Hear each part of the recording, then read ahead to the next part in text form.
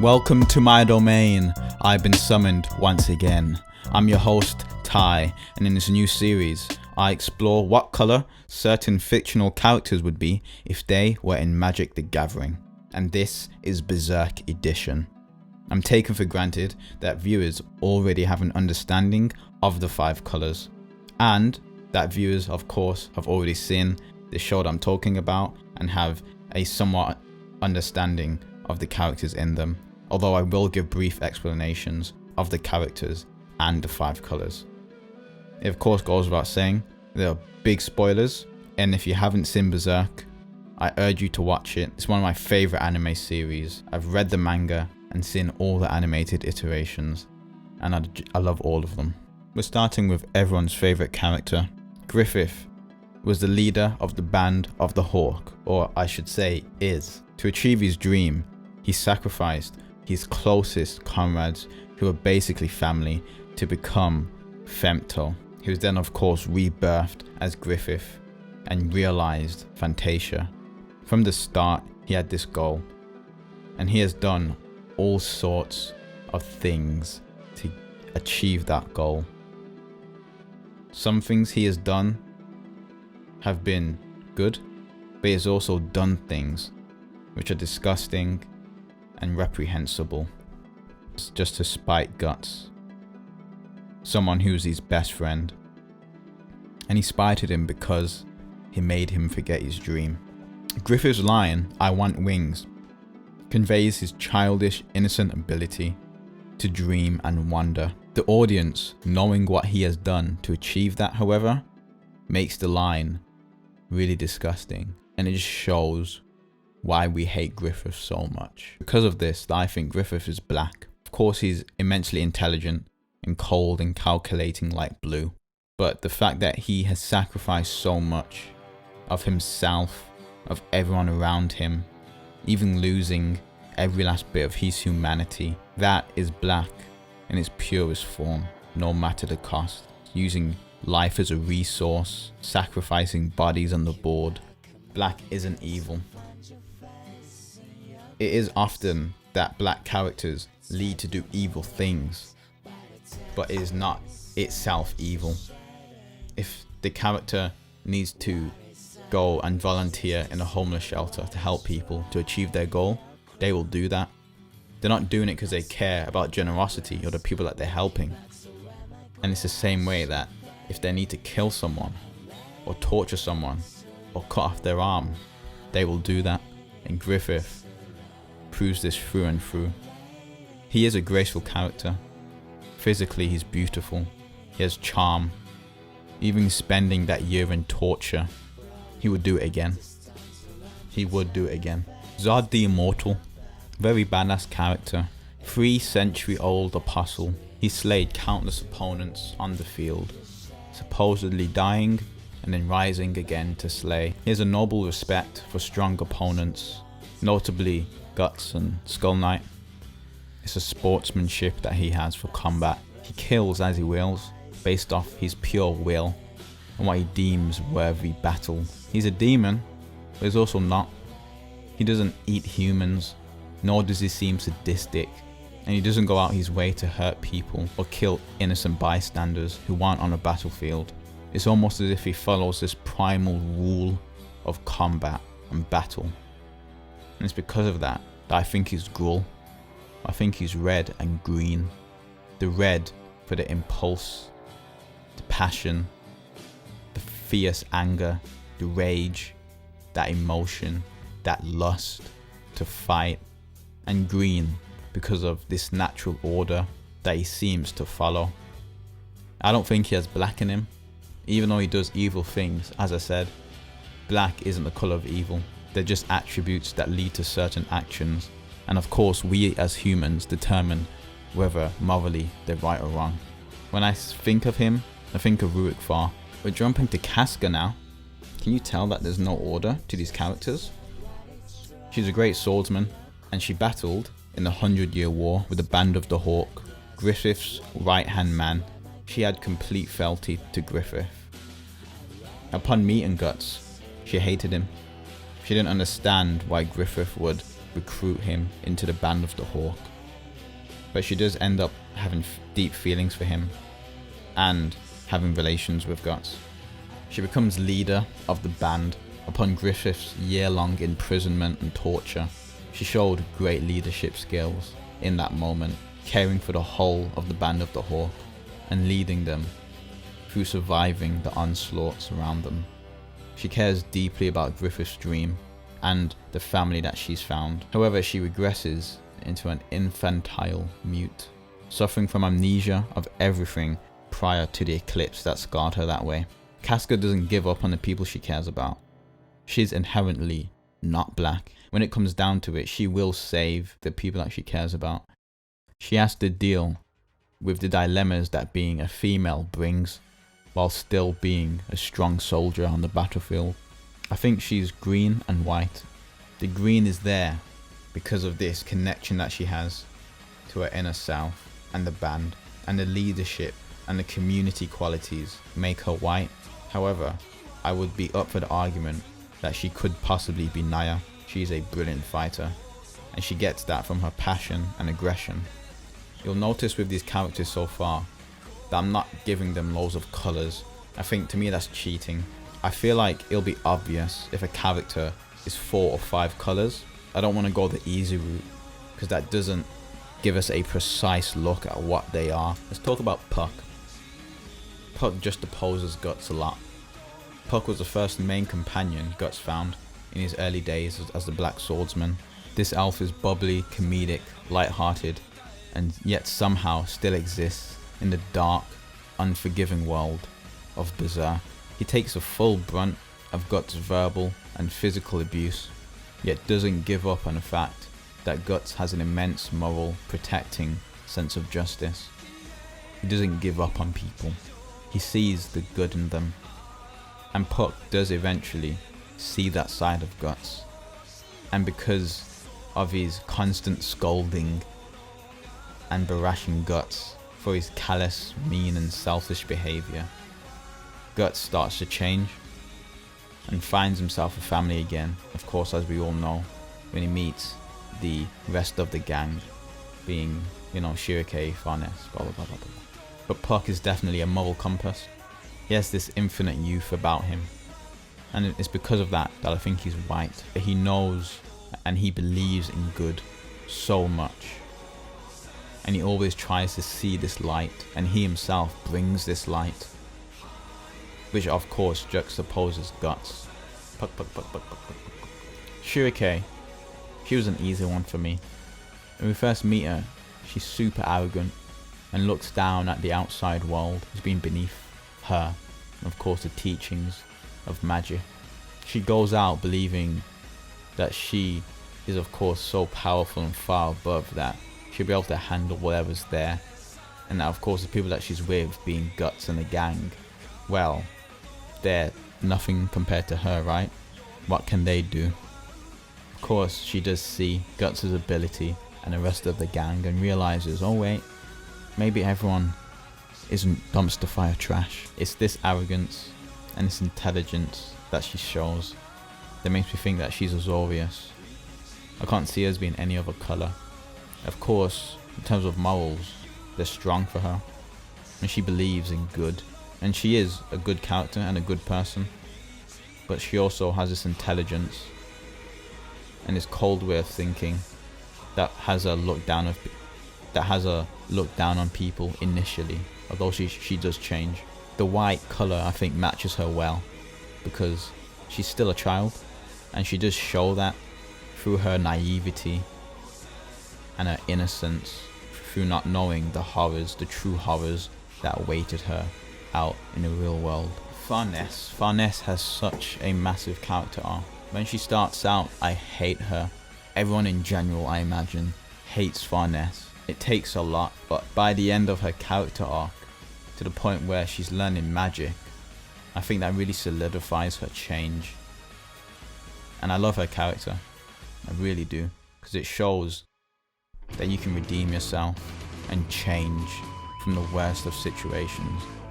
It doesn't excuse what she's done, but she's changed nonetheless, and she's become a selfless, caring character. Her father basically sent her off into war because she had this immense fear of being a heretic, right? And this kind of led her down the road to being a fanatic. She led the Holy Iron Chain Knights in the 100-Year War, and she went around burning heretics, which of course is heavily implied in the manga and anime that most of the time it was innocent people. And well, even when it was like not innocent people, the things that they were being prosecuted for were so minor that the punishment just seemed evil, pure evil and unnecessary. But Farnese found the pleasure from burning people. She was sadistic, but she also doubted herself, and she knew that what she was doing was kind of messed up. But it was when she met Mosgus and he solidified her faith that she once again felt justified and right, and continued on this quest to kill all the heretics. It was only until she met Guts and had this fear instilled in her that she slowly began doubting herself, and everything that she based her life upon was a lie. Many people cannot accept those type of truths. Most people would happily go on in ignorance, but she makes that change. But yeah, she was a horrible person before meeting Guts. Her only friend, Scorpio, she treated horribly, physically and verbally. I also want to note that she felt jealousy towards Guts and Casca's relationship because she was interested in Guts, and perhaps even learned magic just to be of more use to Guts. I think she's Boros. The why it just makes sense.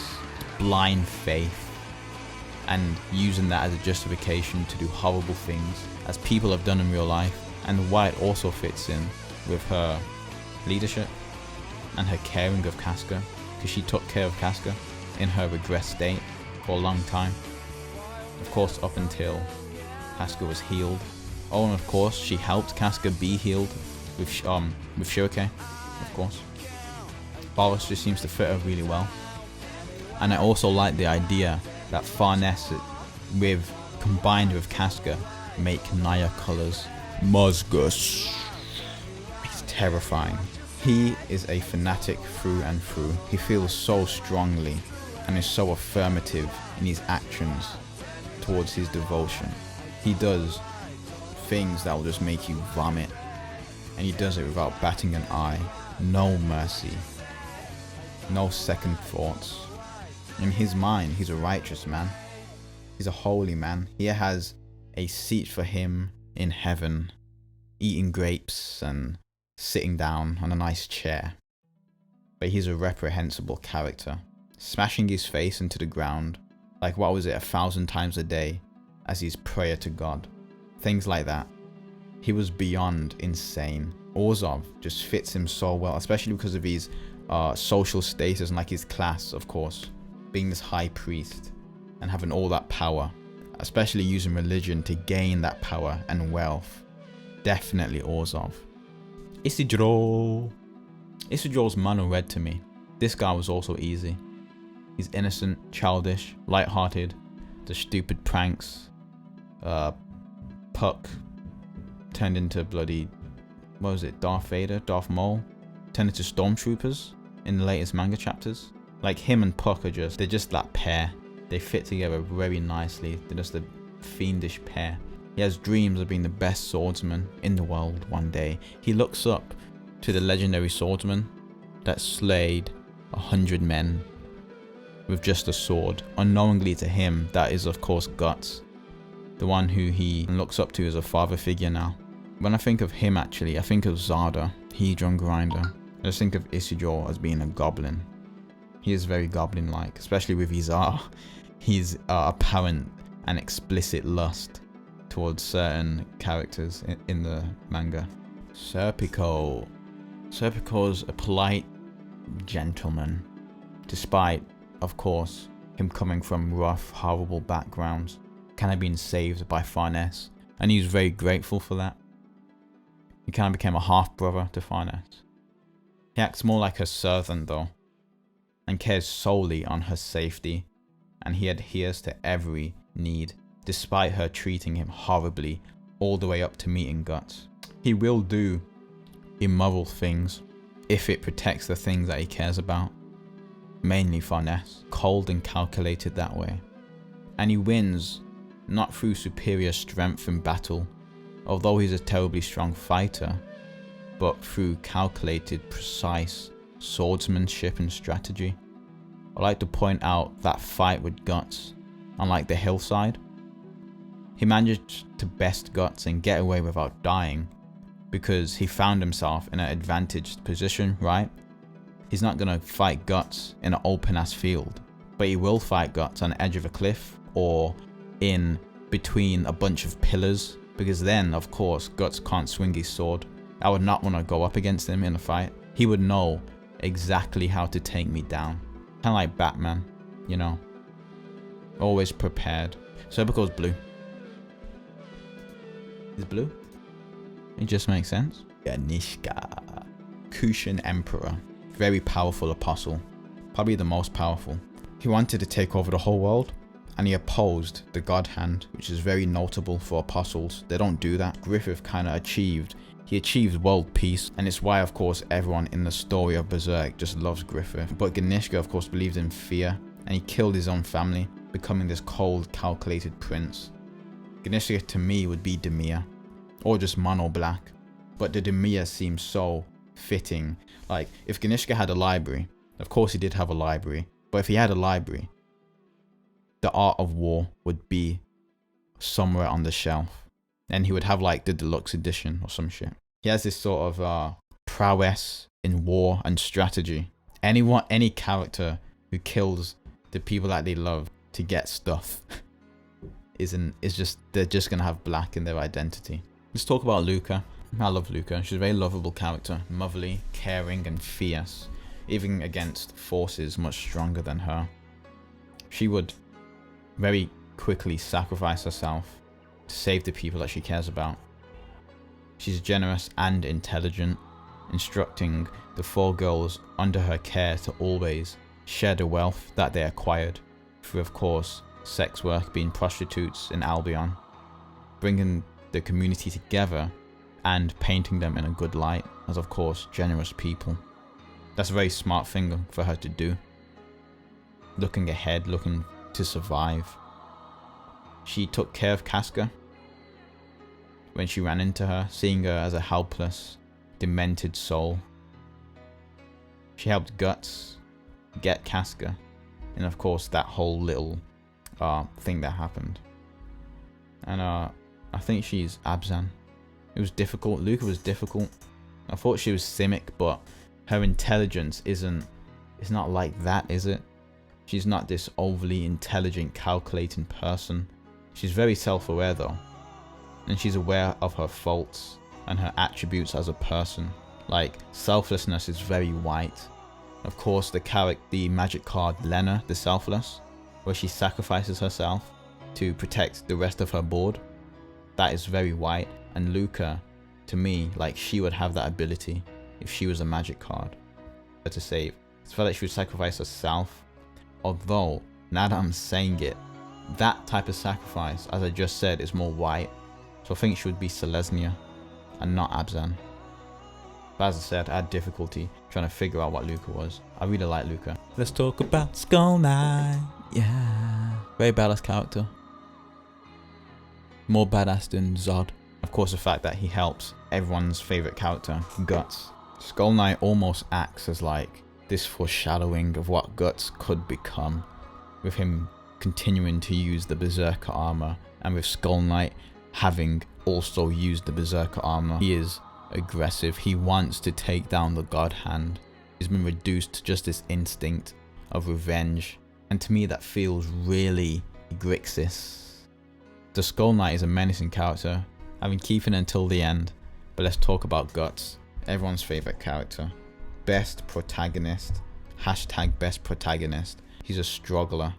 It's like when he started life, he selected veteran difficulty. OnlyFans people select, obviously, recruit difficulty. Guts, he's like, nah, veteran difficulty, realistic difficulty on Black Ops 3. He suffered betrayal from the people that he looked up to as family. He was so tormented to the fact that whenever someone would touch him, he would violently push them off and be like, don't touch me. he's such a tragic hero. But the fact that he still finds happiness, yet he's had to go through that pain twice, right? Still with the fear of losing the family that he has now. He's done horrible things, but I don't want to say it's justified, but we the audience, seeing what he's been through, you understand. I can't look at any of the characters and judge them really. Well, I take that back, but I can't look at most of the characters and judge them, because in this situation, in this horrible world of Berserk, what would we do? Are we better people? No. Most of us would do worse. Most of us would have given up and committed suicide if we was in Guts' position. He makes me get through situations that I wouldn't be able to get through, because I just remind myself, like, there's a Guts and he's still trying to be a good person in his fucked up life. But anyhow, what color would he be? He literally has a shadow of darkness that's in his head every day. His nightmares being haunted by the eclipse. He's Rakdos. Like, even at his best, he's still just an aggressive, emotion-driven, angry, physical person. But his emotions do lead him to protect and be a force that wants to love. Love is a very red word. He's very close to becoming Skull Knight. He will just be reduced to this single will. I just want him to have a wonderful life with Casca and his gang, and to be okay, I don't know, sip hot chocolate and live a good life. Anyhow, that wraps up this episode of What If. Is that what I'm going to call the episode? I'm probably going to call it What Color Would They Be? Yeah, Berserk edition. There's going to be more of these. If you want to see any series or movie or comic or book, any characters done in this series, put it in the comments and I'll do them. That's a promise. Any ones that are suggested by viewers, I'll do first. I have some cool stuff coming up, as usual. I'm always planning cool stuff. That's all I do. And remember to always keep your glasses on.